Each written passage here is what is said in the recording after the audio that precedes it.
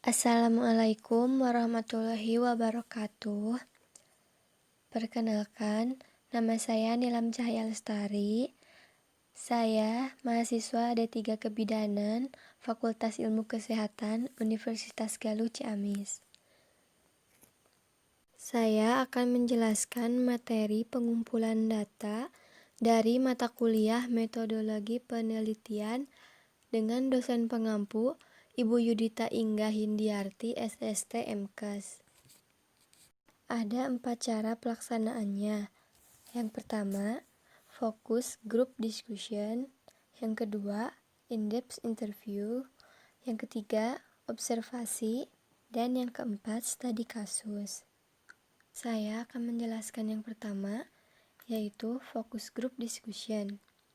Fokus group discussion adalah teknik pengumpulan data yang umumnya dilakukan pada penelitian kualitatif dengan tujuan menemukan makna sebuah tema menurut pemahaman sebuah kelompok. Fokus group discussion juga dimaksud untuk menghindari pemaknaan yang salah dari seorang peneliti terhadap fokus masalah yang sedang diteliti. Fokus group discussion juga merupakan metode pengumpulan data untuk memahami sikap dan perilaku halayak. Biasanya terdiri dari 6 sampai 12 orang. Moderator atau peneliti memandu peserta diskusi tentang topik yang telah disiapkan. Ada beberapa tahapan dari fokus group discussion. Yang pertama, peneliti mendefinisikan masalah. Yang kedua, peneliti menentukan sampel. Yang ketiga, menyiapkan fasilitas diskusi, yaitu panduan wawancara, tape recorder, video tape recorder, kamera, alat tulis, meja, kursi, bahkan makanan dan minuman responden. Yang keempat, menyepakati tempat diskusi, misalnya ruang pertemuan, ruang kelas, rumah, dan tempat lainnya. Yang kelima, analisis dan interpretasi data. Selanjutnya, saya akan membahas cara yang kedua, yaitu in-depth interview. Pengumpulan datanya dengan cara langsung bertatap muka dengan informan agar mendapatkan data lengkap dan mendalam. Biasanya dilakukan pada riset kualitatif yang dikombinasikan dengan observasi partisipan, dan diusahakan wawancara berlangsung informal seperti orang sedang ngobrol. Selanjutnya, ada cara yang ketiga, yaitu observasi. Observasi adalah aktivitas terhadap suatu proses atau objek dengan maksud merasakan, kemudian memahami pengetahuan dari sebuah fenomena.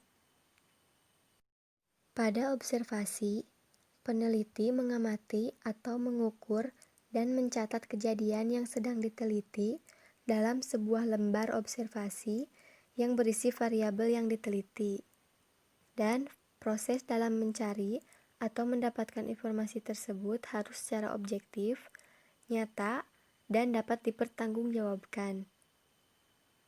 Ini contoh dari lembar observasi. Selanjutnya, saya akan membahas tentang cara yang terakhir atau yang keempat, yaitu studi kasus. Studi kasus merupakan pengujian secara rinci terhadap suatu latar atau suatu orang subjek atau satu tempat penyimpanan dokumen atau satu peristiwa tertentu. Menurut Bogdan dan Bikien 1982.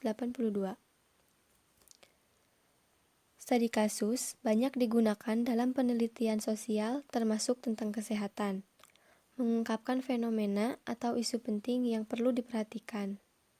Batasan dalam studi kasus. Yang pertama yaitu sasaran penelitiannya dapat berupa manusia, peristiwa, latar, dan dokumen.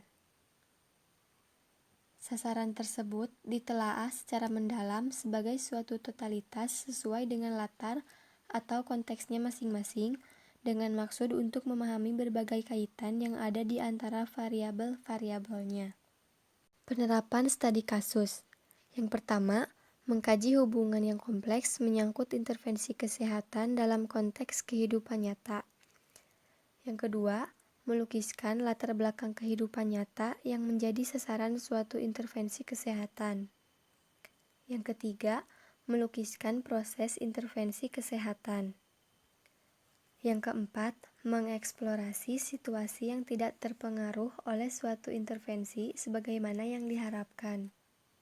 Pendekatan studi kasus. Yang pertama, exploratory, yaitu penelitian lapangan berupa pengamatan, wawancara, atau pengumpulan data yang lain. Yang kedua, explanatory, yaitu mengungkapkan hubungan sebab akibat.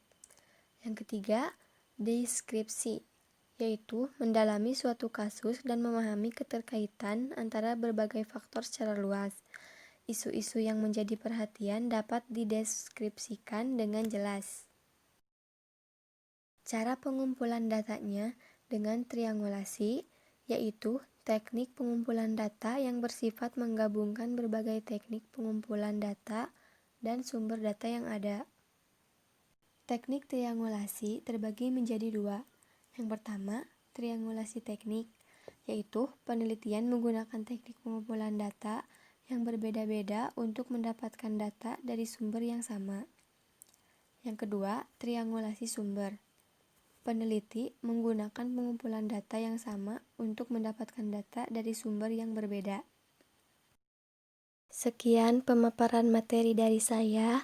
Terima kasih atas perhatiannya dan mohon maaf atas segala kekurangannya. Wassalamualaikum warahmatullahi wabarakatuh.